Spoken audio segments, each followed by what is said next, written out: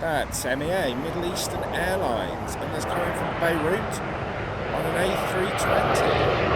I really like this livery, and I've absolutely no idea why.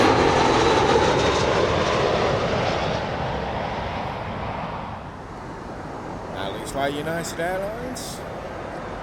Flight radar tells me it's a Boeing 767 coming in from Chicago.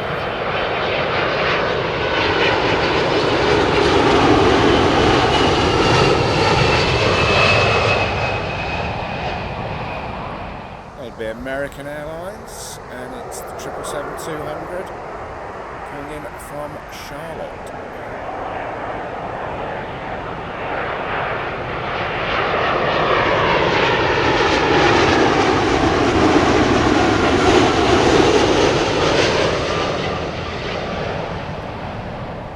That's Turkish Airlines, a big Boeing at 777-300.